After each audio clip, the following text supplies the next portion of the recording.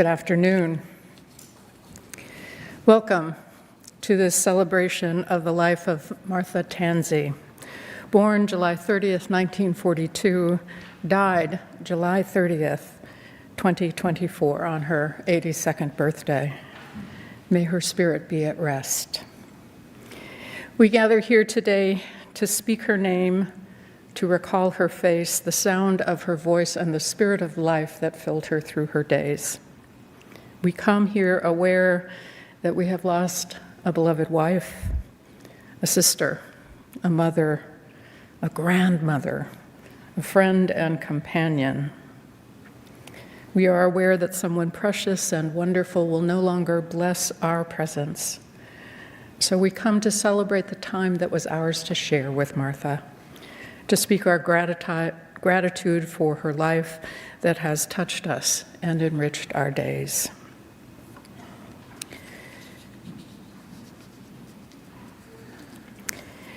We gather here.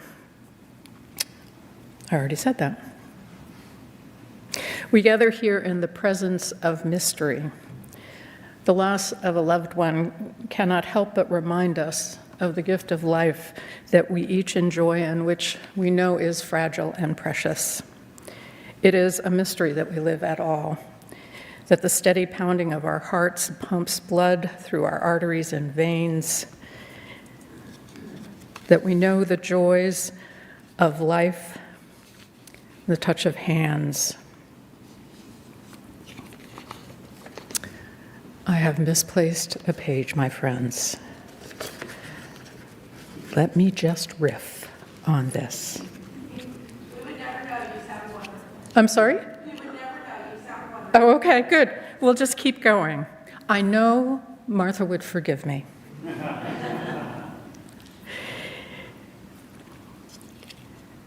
We come here in the midst of mystery. We don't know what this life is. We are given the gift of time here in this existence to love and to care for each other, to be present to each other. And then when our time is done, to return to the earth, to the great unknown beyond this life. I'd like to invite us to sing together Amazing Grace. I'd invite you to rise as you feel comfortable in doing so.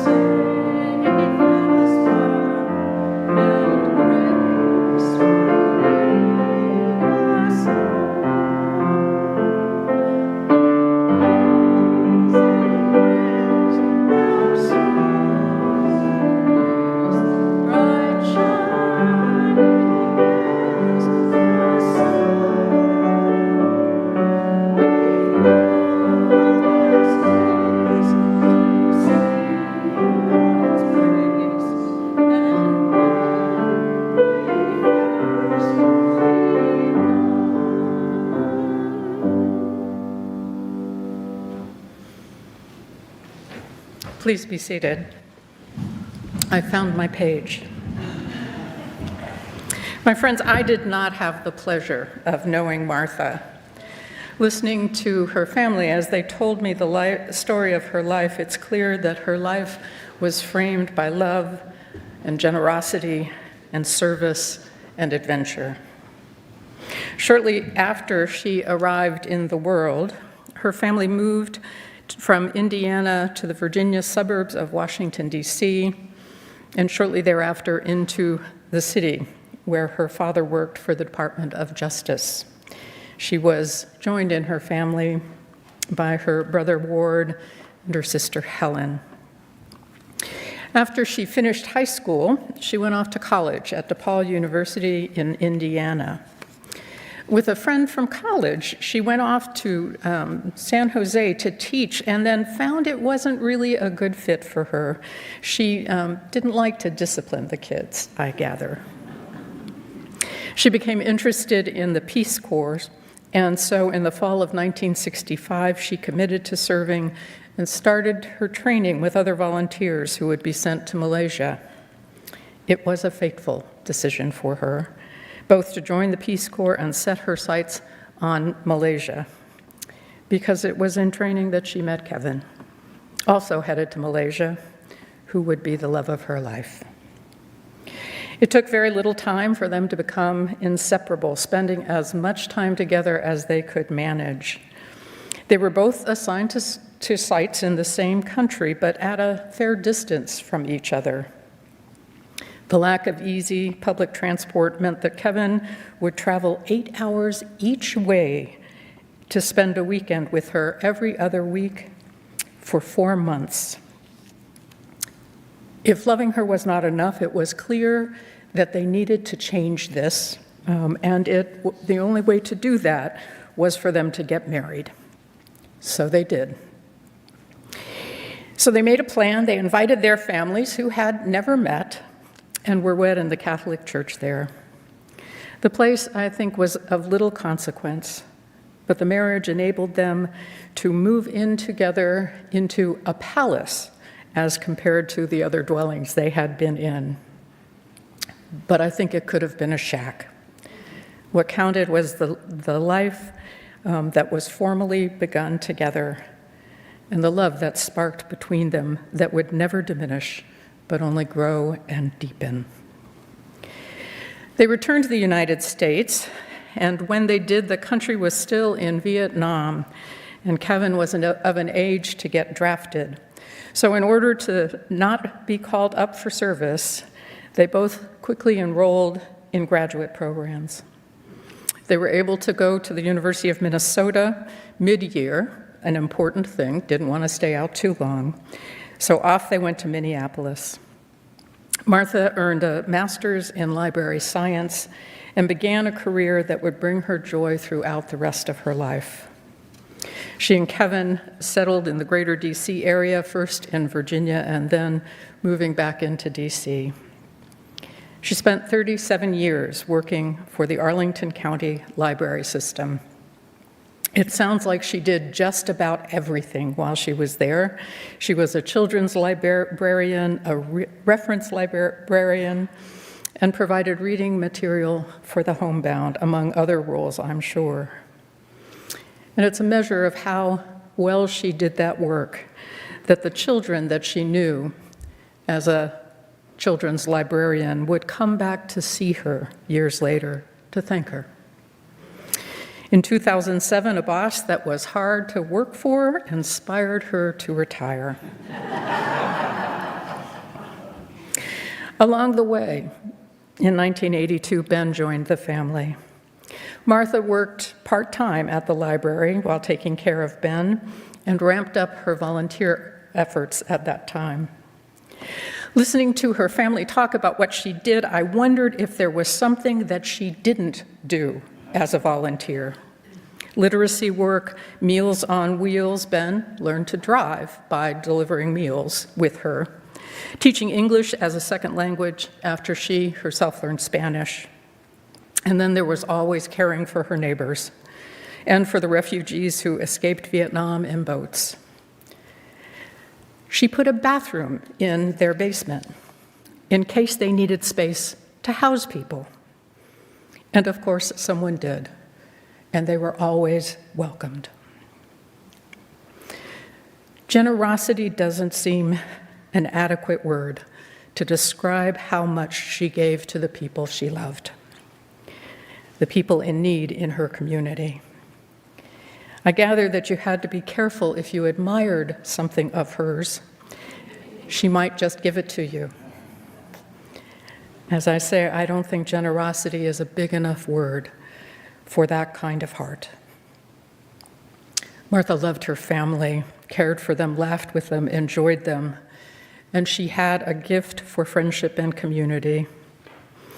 According to Kevin, most of her friends believed sincerely that they were her best friend. I suspect there are a few of you out there today, and certainly some of you there online. She was in 5 different book clubs. One she'd been in for 40 years. It tells me that she wove her friends deeply into her life. She nurtured friendships and treasured her companions.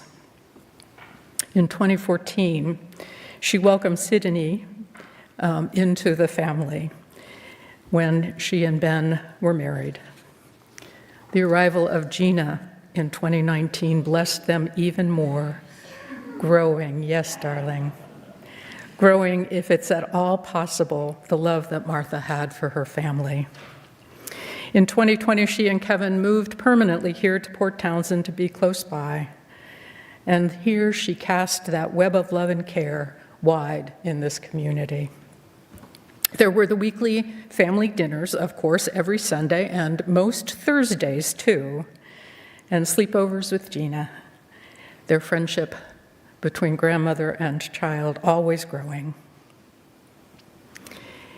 It wouldn't be a surprise to anyone at this point that she dove into the wider community here in Port Townsend as well.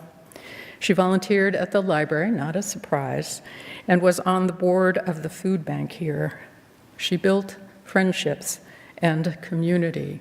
It was her great gift in the world. Her gift for friendship, for love, for community, for service, that defined her life. And in the midst of it all, she was certain that whatever was going on, you were doing her a favor when she hosted you for a meal or took time out of her day to visit with you. As I said before, I think generosity is too small a word to describe her spirit. Her last adventure was to visit a friend in Alaska. She came home with laryngitis and her condition worsened.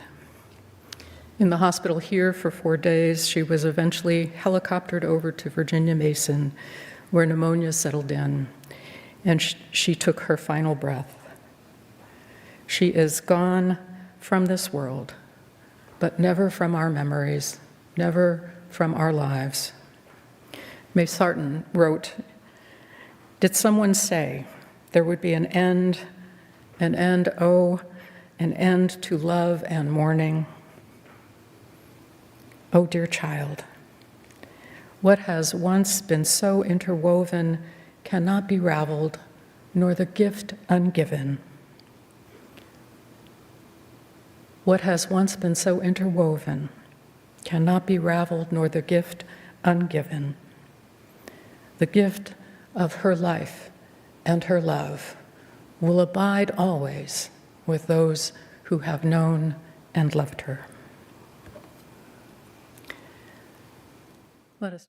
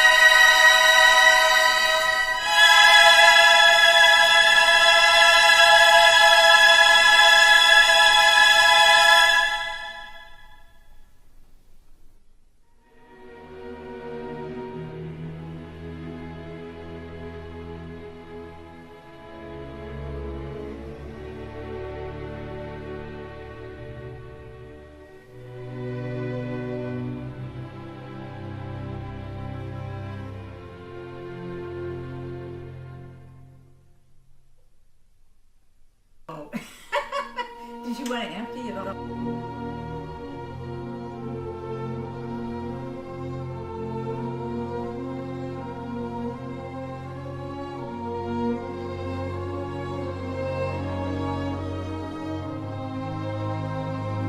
Happy once, happy twice, happy chicken soup with rice.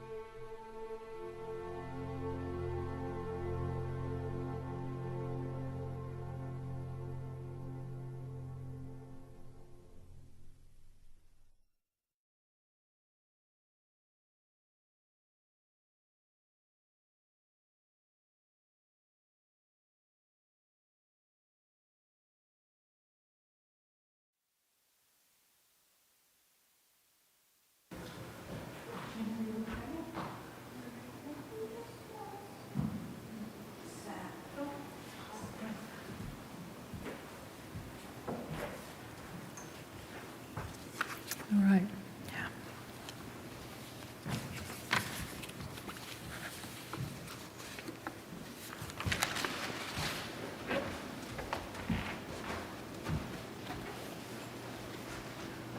Thank you all for coming, and thanks to those who are online, joining us online. I really appreciate it. And I want to thank everybody for the cards, the notes, the letters, the emails. That you don't know how much it meant to me. Your lovely words. I really appreciate it. And just want to tell you a little bit about Martha.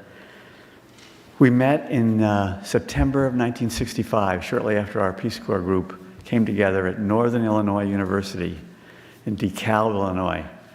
Because, you know, you need that cold weather to prepare for the hot tropics. So we had 4 months, and they topped it off with a week in Chicago in December, just all ready for our blood to go to the tropics. So anyway, we met and we talked. I don't think it was in the first week of training, but after a week or so, we talked, and you know, we really hit it off, and every day of the remaining 4 months of our training program, we were together. I mean, often in groups. We had great fellow volunteers. We were so fortunate. We often hung out with like Bob Sukol and Bill Flitty and Ronnie Lerner, now Ronnie Love, just all kinds of great folks, and we had so much fun. But we were sometimes in groups, but we were always together, and she was a joy. And as a kid from New Jersey, my first reaction was, can anyone be this nice? Because I guess my first exposure to Midwestern people. So, and all I can say is, you know, from our first meeting and all through training, it was wonderful. It was wonderful. And when we arrived after training, they gave us a week in Hawaii, which is fantastic. And then we went over to Malaysia. We arrived in Kuala Lumpur, and the head of the Peace Corps training, the head of Peace Corps in Malaysia approached me. He came up and he said, you know, I see on your records that you were an accounting major. So we'd like you to stay in Kuala Lumpur and teach accounting in a technical college. So I started to explain to him why I really didn't want to do that. And he said, write me a memo. And that was my first of many, as it turned out, government memos that I would write. And I must say, the most successful one I ever wrote. I had 4 or 5 reasons. And the last reason was the real important one. I said, I've met a girl I'm very fond of, a young woman I'm very fond of.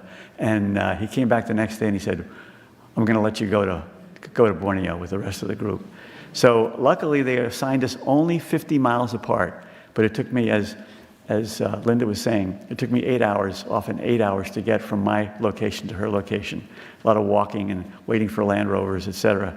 But anyway, so we got together every other weekend. I would go to her place, or occasionally if there was a meeting in the capital of Sabah, the state in Borneo where we were, on Borneo, we'd see each other there, but we kept in close touch. And when we got to the end of the year, because we talked about getting married when we got home, and we got to the end of the year, I thought, Martha, this is crazy. Why don't we get married now? And luckily, she agreed.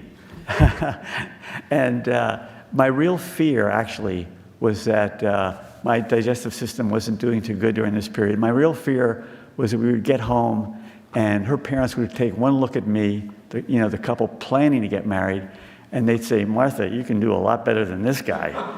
And it would have been so true. She could have. But anyway, they were lovely people, as it turned out, and it was a great family to join. So I remember the first time we had a serious conversation when I visited her location, what I considered a serious conversation about our values. And she said, all she emphasized was being considerate to people. And my 22-year-old, even more immature self then than I am now, said, I thought to myself, oh, she's saying don't be inconsiderate to people. And I thought, that's a modest virtue. I can maybe do that. Don't be rude. But I had no idea being considerate to people. She lived that to a level I couldn't have imagined.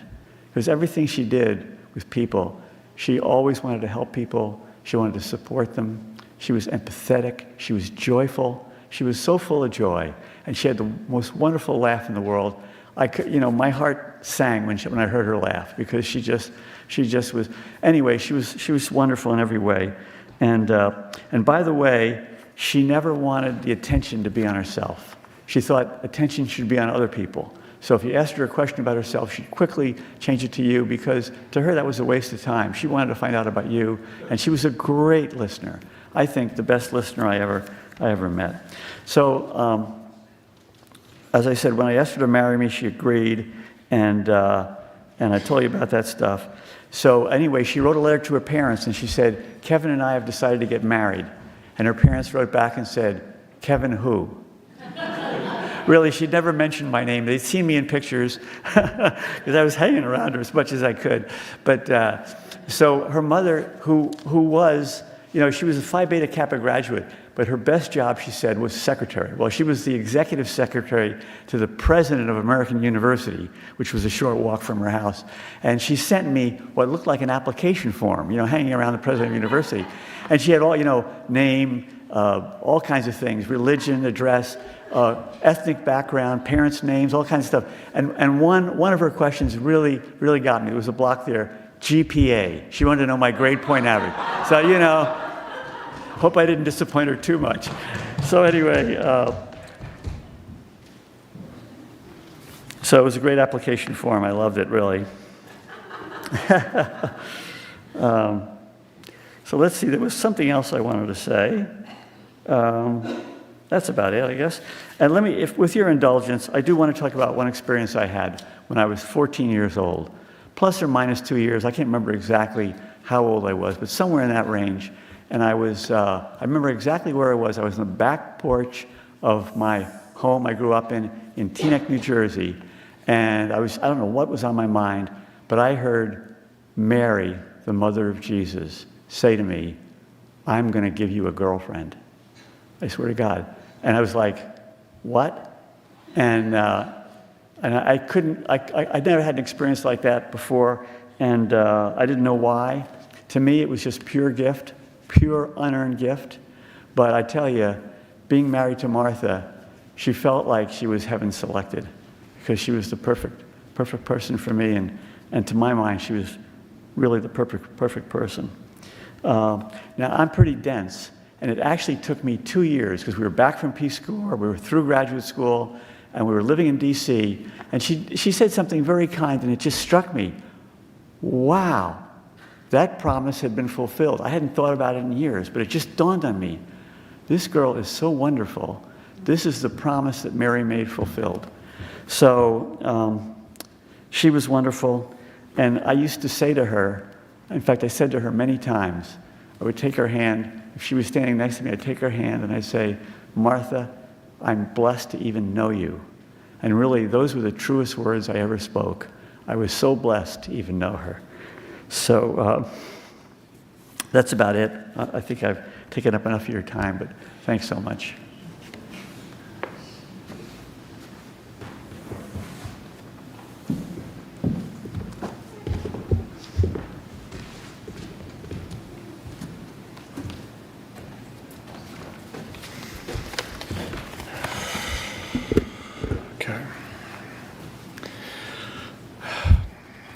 When my mom was in the hospital, I spent a lot of time reading to her. It's easy to run out of things to say. We read lots of things, but one book we read from front to back was The Memory of Old Jack by Wendell Berry. I thought it was really great, and I'd like to share a passage from it. Matt is telling the other farm men about Jack's passing. Quote, as he told them, he felt the change. He felt it come over them all, as quiet and complete as a night of snow. A landmark that they had all depended on had fallen, and a strangeness came between them and the country. Their minds had already begun to change, and things would no longer be as they had been. End quote. My mom was that landmark that tied us all together. Her death is a very big loss to all of us who remain, because she was so great. I always had a fun time joking around with my mom. She had such a good laugh that came so readily. She was so fun to tease back and forth with. One way I enjoyed teasing her was to make her try to answer questions that she didn't want to answer. Recently, a favorite of mine was to say, Mom, I need you to rank your top 3 best friends. She winced at that request because she loved all her friends so incredibly much. She could never choose favorites, and there's no way she would ever answer that question. I always thought it was so funny, the way she would squirm out of answering questions about herself. She would dodge compliments, too. If I thanked her for dinner, said something like, "That was really good food, Mom," she would probably say something like, "It's nothing really. You're the one who can really make good food." Such a ridiculous thing to say. My personal favorite dodging statement she would use was following a compliment directed at her. She would say, "Well, not really, but anyway." Have any of you ever seen my mom get mad? I have. It's also pretty funny. I remember one time as a teenager, I had a temporary tattoo on my arm. My mom saw it, and she thought it was real. She asked, "Did you get a real tattoo?" And I said, "Yeah, pretty cool, huh?" She said, "Well, I'm not cooking you dinner tonight." That was about the meanest thing she could think to say.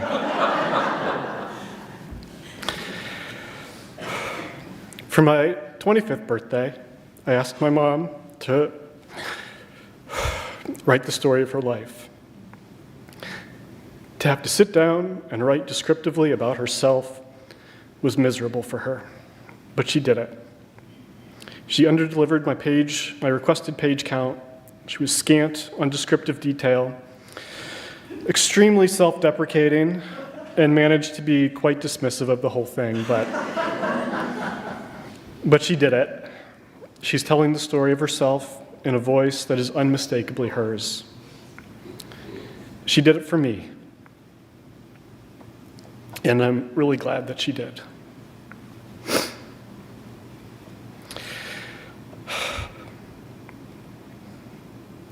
That same year, when I turned 25, my mom had turned 65.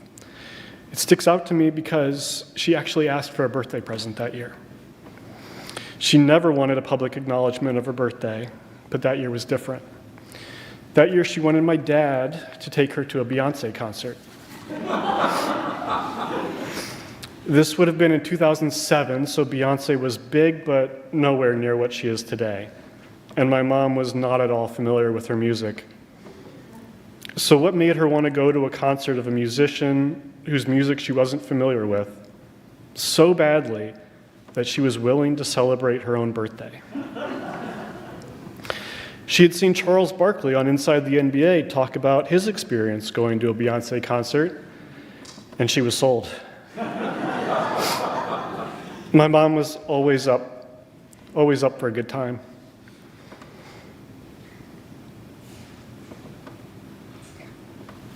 And she liked just about everything. Her and my dad had a great time at the concert.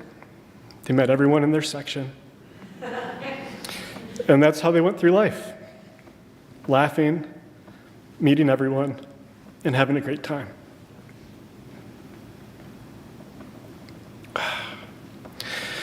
There are many great things about becoming a parent, and one for me is getting to see my parents as grandparents. I was surprised when my parents told me they wanted to move out to Port Townsend full time and leave their life in DC to be grandparents close by. They had such a strong community in DC, and I couldn't imagine them leaving all that behind. But they knew what they wanted. I am so grateful for the last 4 years, seeing my mom most days and getting to watch her develop a relationship with my daughter, Gina. It's a big loss. I understand parts of my mom differently now, being a parent myself. She was always so worried about me. I understand a parent's worry better now. When I was old enough to learn how to drive, my mom took me out for a lesson. I was not a bad driver, but my mom was terrified. She had white-knuckle grips on whatever she could grab. She was slouched down so far in the passenger seat she couldn't see over the dashboard, and she was stomping on an imaginary brake pedal. The territory was too fraught, and she was too worried to instruct me about anything. I did lessons with my dad. Around the same time, I had a girlfriend, and we broke things off, and it was very awkward. I was confused when my ex started coming over to my house to see my mom. I thought it had something to do with me, but it turned out my mom was teaching her how to drive, since her family didn't have a car. My mom wasn't too nervous to get in the car with her. It's just different when it's your kid. My mom lost her dad in 1985 when she was 43 and I was almost 3. Now I lost my mom. I'm almost 42 and my kid is 5. I understand that grief better now. Whenever she talked to me about her dad, she would well up and say something like, "You would have loved knowing him as you got older," or "He would have loved seeing you grow up." I'm so grateful for the last 4 years, but I would have loved seeing the two of them together as Gina got older. She was a very special grandma, just as she was so special in every other aspect of her life. And if she was here with us today, I know exactly what she would say. Well, not really, but anyway.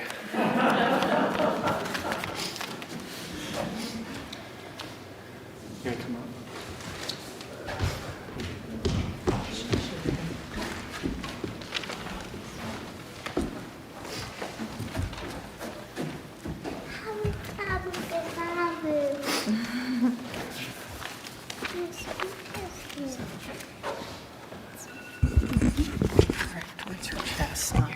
This is your speech chair.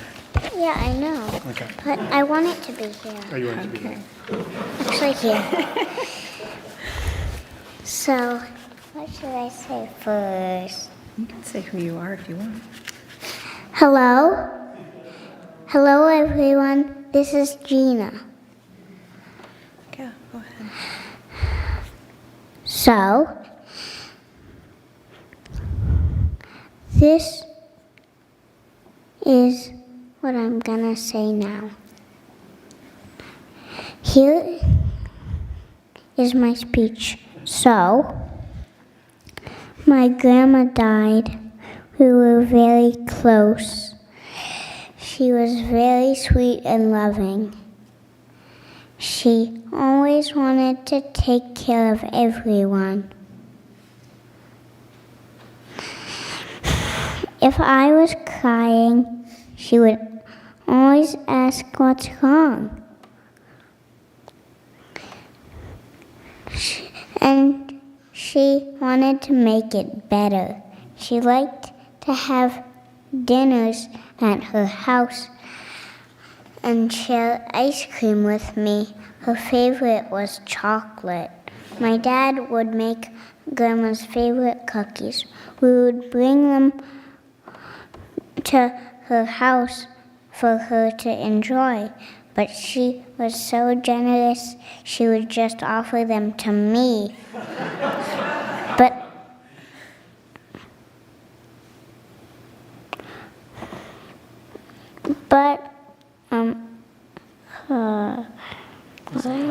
I would say, no, they are for you. You should have them.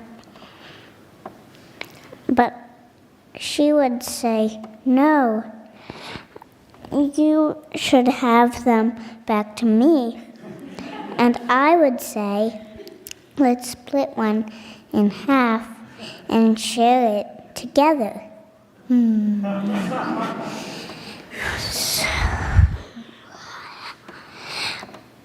I miss her very much. I miss hearing her tell me she loves me.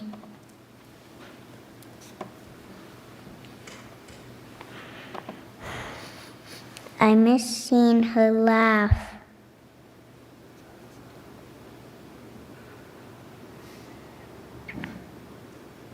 I miss smelling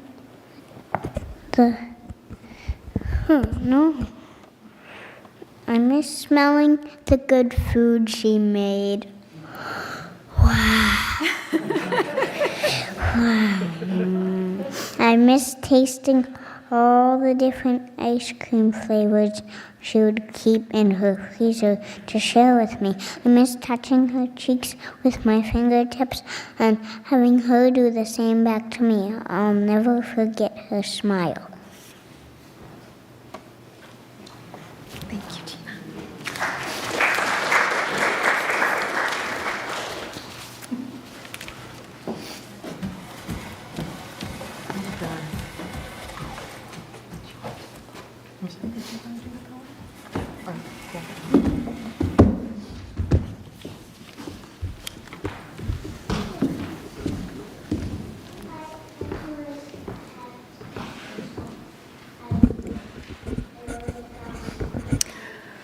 A poem, Toward Which, by Thomas Wolfe.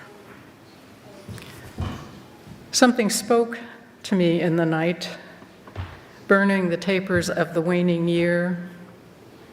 Something has spoken in the night and told me I shall die I know not where, saying, to lose the earth you know, for greater knowing, to lose the life you have, for greater life, to leave the friends you loved for greater loving, to find a land more kind than home, more large than earth, whereon the pillars of this earth are founded, toward the conscience of the world is toward which the conscience of the world is tending, a wind rising and the rivers flow. I'd like to invite those of you who might have a memory to share to come forward and briefly, let me note, share your memory. And I'm going to be down there just to be sure you know when it's gotten a little long.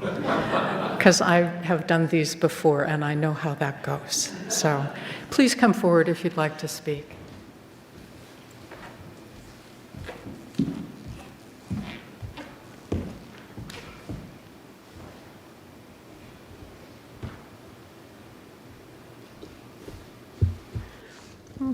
Hello, I'll start it.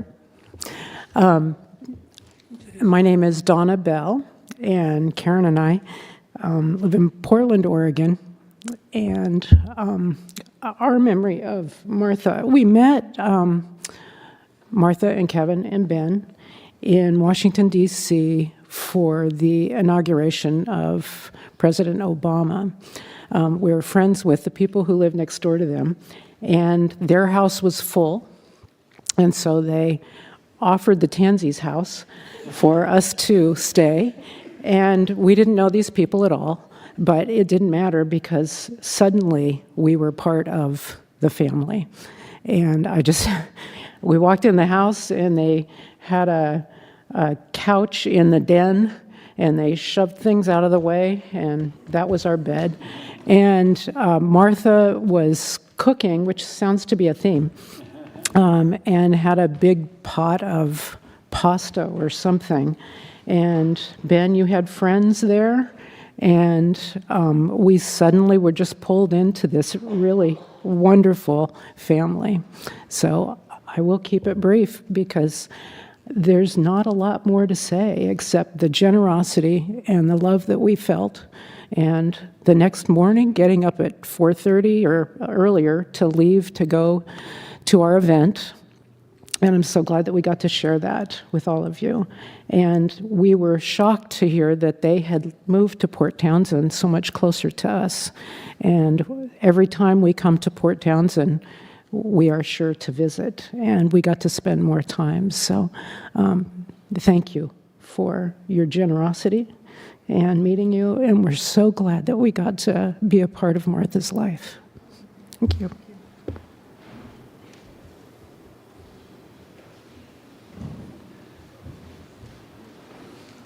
You can come up and wait. Sit down, please.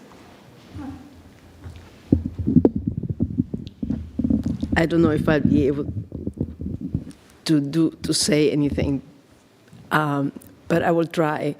I probably have known Martha for 48 years, and we share many things in common. And I was absolutely amazed that I was texting with Kevin when she passed, and it was her birthday, and I was born March 30th, 1942. So we share the same year, the same day. But more than that, my grandson was born July 30th, 2 years ago. So forever our families will be joined. But more than that, we were both 40-year-old pregnant mothers. And we had difficulty getting obstetricians to accept us because we were high-risk mothers. This is like 41 years ago, 42 years ago. And Ben was born 9 weeks before my daughter was born, my daughter Flora. And as two mothers that were kind of free to wander off with their babies, we weren't everywhere together with them. To Sesame Street, to the White House, Easter roll, I remember, Easter egg roll. But more than that, Martha and Flora had this great common love for books and for wonder. And I was happy to see the picture there of Ben and Flora, the little girl there, the three of them, Martha, Ben and Kevin, Ben and Flora, looking at something. I don't know what I think I took the picture, but I don't know what it was that they were looking at. But it was that sense of awe and wonder and delight in what was new that probably they'll share forever. And above all, the love for books. In fact, my daughter has a master's in library science, and I think she was led to that desire from being with Martha and reading books. I have a precious picture of Martha reading to my daughter when she was about 3. But then, above all, whenever I wanted to know what was going on in my daughter's life, I would say to Martha, "Martha, please invite us to dinner." And she would graciously accept. And in the course of the conversation, I would learn everything about Flora's life that she would not tell me. And that went on forever, it seemed. And I will never forget the day that Martha invited us to participate in the May pole celebration in their block. And I took Flora. When we were coming home from the celebration, Ben and Flora were ahead of me, and we were going to cross the street, and I said to them, hold on to each other's hands, and Ben refused his hands, and my daughter went on to scream, "Ben doesn't love me anymore." And she cried the whole way home, saying to me, "Ben doesn't love me anymore." And she was 3. So I don't know how long that breakup lasted.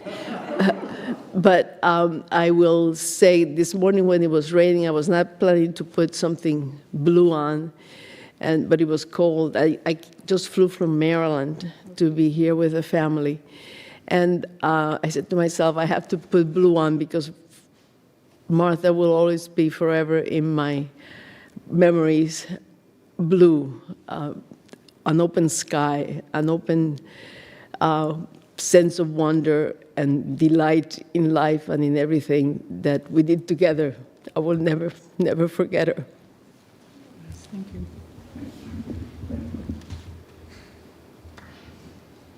If you want to speak, you can come closer so we'll move it along a little faster. I want to begin by having us give another round of applause for Gina, who maybe gave the most beautiful speech I've ever heard at a celebration of life. You can step back. You don't have to Okay, thank you. I've always been taught to kiss the mic. Yeah, this one picks up It's pretty well. good. Maybe a little closer. I'm Melody Skyweaver. I'm the library director, and I got to meet Martha when she came to join the Friends of the Library. And she was a ray of sunshine in everything she did. She radiated loving kindness, and I will always think fondly about her smile. And I think the only things I really knew about Martha, besides the fact that she was in 5 book clubs and loved to read, and we're going to donate a book club in her honor, so please help me figure out what book to put. It's hard to pick a book for Martha, but I knew about her love for you all and that she was such a proud children's librarian. She would just light up when she talked about her time as a children's librarian, and her and Kevin came to many library programs. She was always so supportive, boundless energy. She took the most beautiful handwritten notes as secretary for the Friends of the Library. I'm kind of thinking we should frame some of them in her long hand.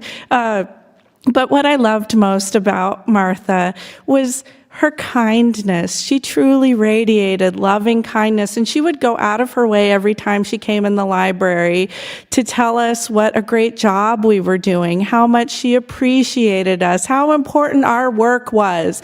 You know, don't let the bad guys win with banning books. She was always so supportive about that. And you know, if you're a leader in Port Townsend, you don't always hear you're doing a good job, so it's really meaningful. So I think the most beautiful way that we can all carry Martha's legacy forward is to just radiate loving kindness. Hold that door open for a stranger. Smile at someone. Go out of your way to thank someone and share your gratitude. And may heaven for Martha be an infinite library with all of her favorite books, with all the time in the world to read. And I'm surrounding you all with love. Thank you for sharing her with us.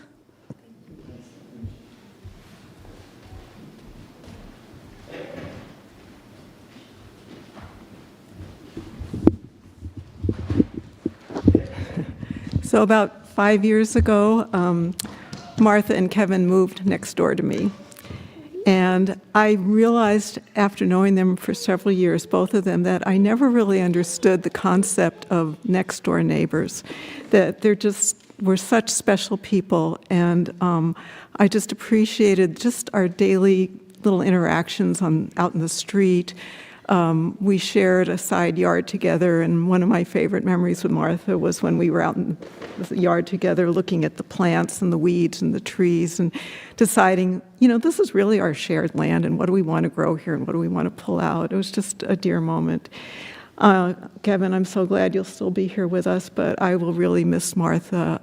Just that sense of neighborliness was such a joy, and I'm honored to be here today and to learn so much more about her life. So, wonderful family, all of you. Thank you.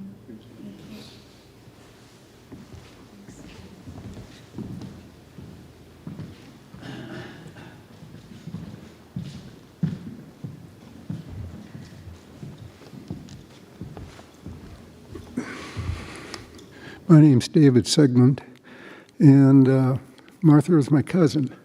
And I remember as a kid going to Washington, D.C., where Martha's parents lived. We did that probably annually, and then we frequently met at a lake place my parents had in Indiana. And then it became difficult to run across one another. They lived, I was in Wisconsin or in Indiana. And then we moved out here, courtesy of our son, who had a girlfriend whose grandfather had passed away and left her some money. And that money was going to go to wooden boat school. So my son helped her to come out here. And she wound up buying a fish boat. My son moved out here also. He bought a fish boat. And then my other son came out to visit his son, and none of them came back. And somewhere along in there, there's another person who came out seeking the allure of Port Townsend. I'm blanking on his name right now, of course, but he needed to go to the wooden boat school also. So, and I think that's kind of the steps that brought these wonderful people out here. I'd say I just love Martha and Kevin also. They're the fantastic people. They're the people that the sort of people that would go to another country to help, to live in and help. We should all be so good. Thank you.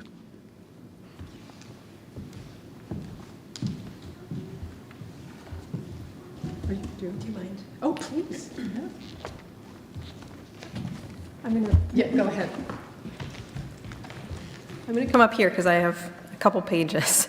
I'll try and be as brief as I can. I think everyone knows me, but I'm Sidonie. I'm Ben's partner. Martha was my mother-in-law. And no one could ask for a better second set of parents than Martha and Kevin. Endlessly kind and generous, patient, reliable, easygoing, and fun. Ben first introduced me to his parents 15 years ago when we'd been dating for about a month, and I had never met anyone so genuinely curious about others.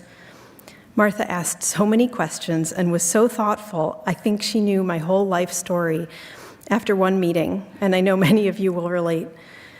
And 15 years later, I feel like I was still just getting to know Martha. Reading the reflections that so many of you have shared, I feel honored to get to know her a little better through your memories. And I do not have time to share all the wonderful memories that you sent us. My back of the envelope math suggests it would take an hour.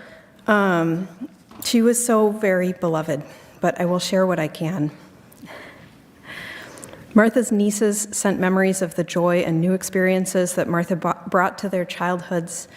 Her niece Terry wrote, "Martha, every memory of you fills me with joy.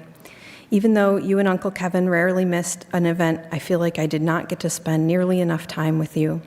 I will miss you, and I will always hear your voice saying, "That's fantastic," with a smile, of course. Terry's sister Karen shared, "Whenever I think of my Aunt Martha, I smile. I remember the first time that I met her, they had just returned from their assignment with the Peace Corps, and she was different from the family that I knew. Aunt Martha always laughed and smiled. She found joy in the silliest things. She was a junk food junkie, a passion that I shared, and while spending time with her and Uncle Kevin in Long Beach Island, Aunt Martha and I walked to a store and bought 100 pieces of Bazooka bubble gum for $1. To a 10-year-old girl, this was just the best." All of Martha's nieces reflected on the wonderful trips they took with Martha and Kevin, and Martha and Kevin's dedication to family gatherings. Kathy expressed her gratitude for Martha and Kevin flying cross-country for her son Andrew's wedding and again for Brian Zipley's wedding this spring. Kathy said, "That was the last time I was blessed to spend time with Aunt Martha. I will cherish that memory in my heart. She touched my life more than she could ever know." Kevin's sister Pat also expressed gratitude for seeing Martha and Kevin at her son Brian's wedding this spring and shared memories of these gatherings. She wrote, "My family will always remember the holidays we spent together and the Easters at Longwood Gardens when both our moms were living. Your loss has left a big hole in our family." Martha's sister Helen also pointed out how fun her sister was. She said she was 6 years older than I was, and yet she always treated me as an equal, maybe because I could beat her up. She taught me how to cut off pieces from the cookie dough that was in the freezer so Mom would never know. She invited me to visit her when she was a senior in college. It was fun to spend time with her in her sorority house and meet her friends. And when I was 16, she invited me to help her drive back from California with her friend Carolyn before she went off to Peace Corps training. That was a trip to remember, from San Jose to DC, across Canada. 2 young women and a 16-year-old. None of us knew what we were doing, but we wanted to see everything we could. And yes, there was a ketchup story on that trip. And Helen did not elaborate, so we're all going to have to ask her about the ketchup. Of course, Martha's lifelong friend Carolyn remembers that trip as well, and the year in California with Martha before that, and she shared her memories. She said, "Driving to California, going over a hill or a mountain, and then waiting for Janet and Sally to catch up in their VW Bug.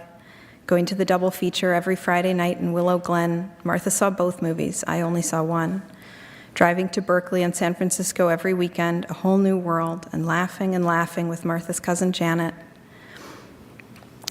Driving to LA over Memorial Day weekend, we thought we'd take the scenic route along the coast, Route 1.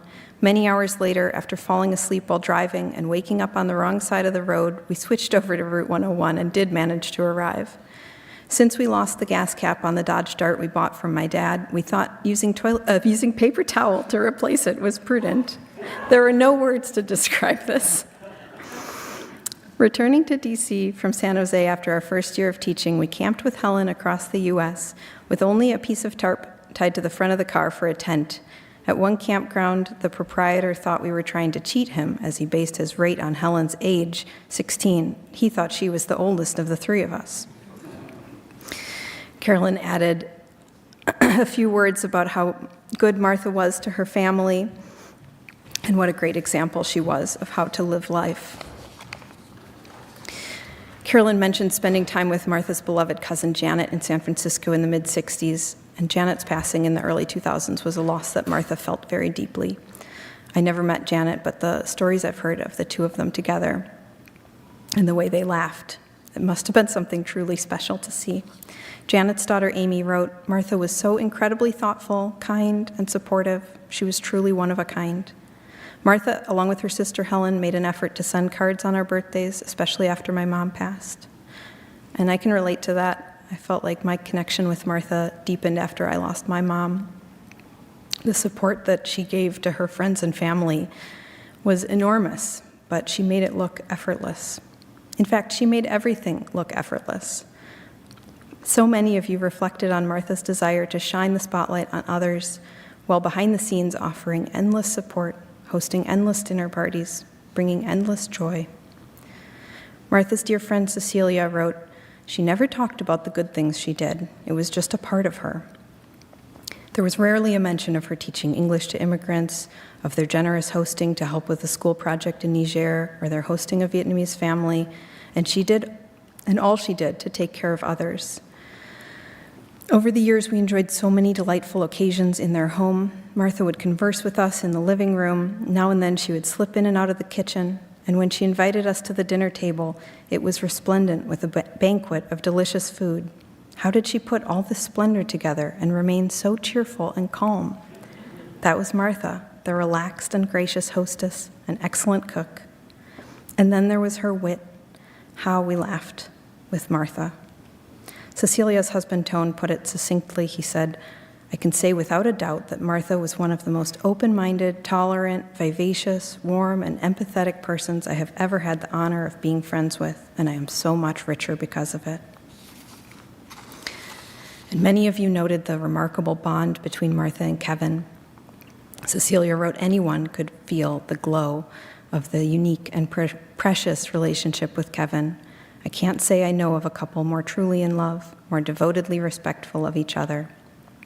Their friend Kara said, "All my memories with Martha include laughter and joy, and of course, Kevin. For me, Kevin and Martha exemplify the best of what a marriage can be, and I will be forever grateful for the love they have shown me." Kevin has told me that for as long as he knew Martha, she had always been curious to see Alaska. This year, of course, she finally got to take that adventure with her dear friend Gina. Gina and Martha traveled around the world together. Gina writes, "Alaska was our last trip and her last month. Martha met me at SeaTac Airport and immediately got me an espresso. We had a wonderful reunion, and during our drive to Port Townsend, caught up with each other, made plans for our Alaska jaunt to Kodiak Island over 3 weeks. This was a first for us, a long trip, just the two of us. We stayed with my daughter Heidi and her husband Craig and daughter Lydia on Kodiak Island. I had brought my knitting in case we had time at home, never picked it up. We were out walking the whole time, or off to favorite haunts, meeting friends, cafes, driving to the very ends of roads for spectacular beaches, up into the high mountains, following the many inlets on the way, stopping at beaches, hoping for a bear sighting. We were both overwhelmed by the beauty and the majesty of the island. The people were very friendly and helpful and immediately drawn to Martha. Anyone who met her was drawn to her. Tears are being shed around the world for our loss of Martha. The world is not the same without Martha." Thank you.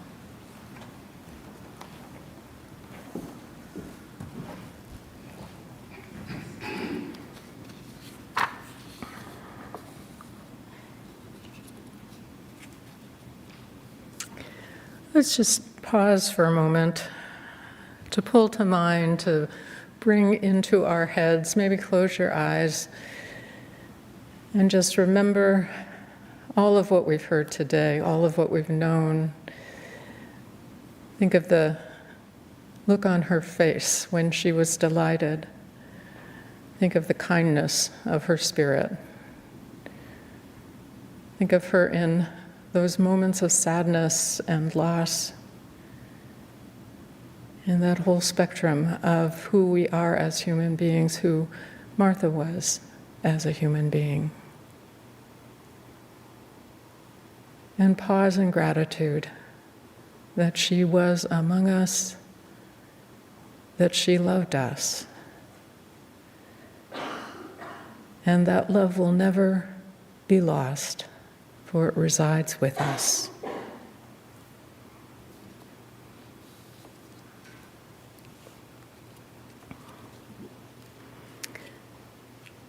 Howard Thurman wrote, "I share with you the agony of your grief. The anguish of your heart finds an echo in my own. I know I cannot feel all you feel, nor bear the burden of your pain. But I offer what my love does give, the strength of caring, the warmth of one who seeks to understand, the silent, storm-swept barrenness of so great a loss. This I do in quiet ways, that on your path you may not walk alone." And this is what we give to one another in any time of loss and grief. No kind words or the warmth of a friend's hand can lessen the pain or remove the loss, but we can be and are companions to each other on this common road. So let us be faithful companions to each other in our grief and in the days to come as it softens into sweet sadness, and especially as we rejoice in the love that lives beyond this life, that is always with us. These words from Wendell Berry to end our service. She goes free of the earth. The sun of her last day sets clear in the sweetness of her liberty. The earth recovers from her dying, the hallow of her life remaining in all her death leaves. Radiances know her. Grown lighter than breath, she is free, set free in our remembering. Grown brighter than vision, she goes dark into the life of the hill that holds her peace. She is hidden among all that is and cannot be lost. So may it be. Amen.